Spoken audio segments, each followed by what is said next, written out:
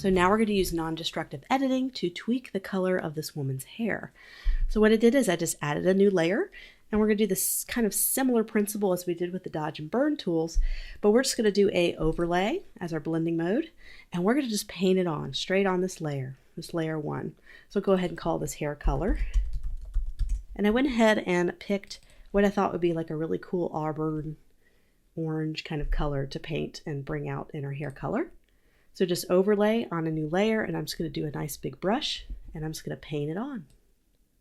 So you can see how it's really bringing out color in her hair as I do this. Really adding that golden kind of touch. Just going to paint around. I have a nice soft brush.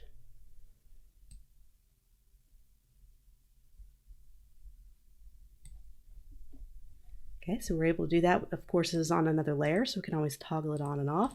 We could also reduce the opacity if we just want it to look a little more natural. Or we could take the eraser tool and kind of erase certain areas, maybe reduce the opacity of our eraser tool. Just kind of soften certain areas a little bit.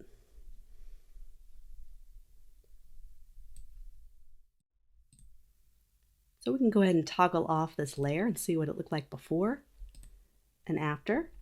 We can go ahead and brush this little area too here. So I just have kind of this brush tool. I'm just going to brush this on.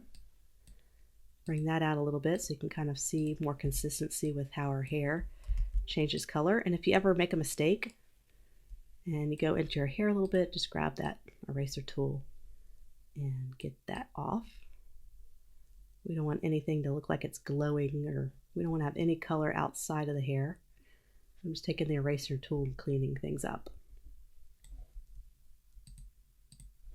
So what's wonderful about having this non-destructive editing kind of capabilities is we have this on a separate layer, and I can just go to Image, Adjustments, and I can go up to, let's try Color Balance, and we'll be able to kind of tweak the color a little bit. So we can make it deeper, darker, add more green, take that away, add a little bit more blue, kind of add a nice realistic kind of hair shade for her. If only we could do this to our real hair, it'd make life a lot easier, wouldn't it? I'm just kind of adjusting this a little bit. You can make it really red if you want. It's kind of interesting. Do anything you want. You can go up to anything in the adjustments will have an effect.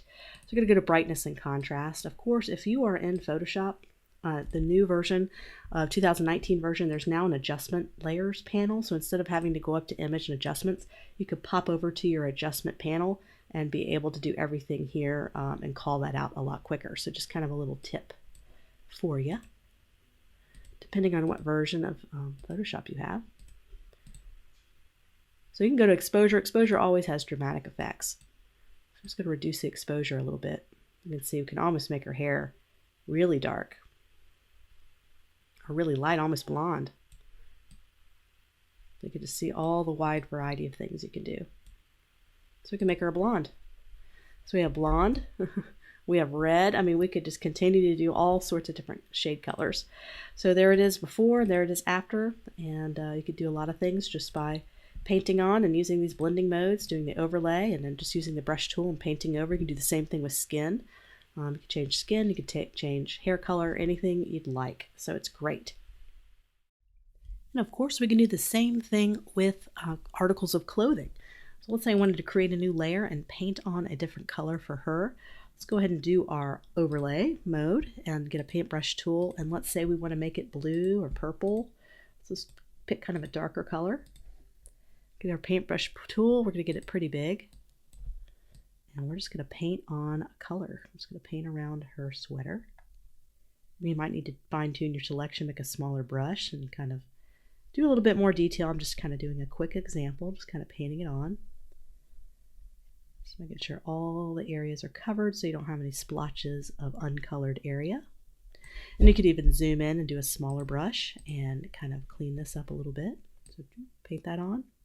Sometimes a smaller brush will give you a little bit more precision. Of course, we have a 59% opacity, so it kind of did a nice light kind of purple, but you can always do a full opacity and make it deeper if that's your desire in terms of color. We can go back in and continue to make it deeper.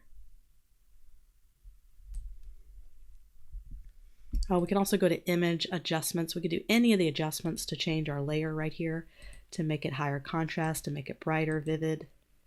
Just decreasing the brightness. It's going to increase the contrast just a little bit. And once again, we go to adjustments. We can go to our color balance. We could add some red to it. We can kind of change our shade here. I love color balance. It's probably one of my favorite adjustment options. And you can click down to highlights and change the highlight color too, to make it more of like a pink. So just like that, we were able to kind of change the color of our shirt. I can go back into history.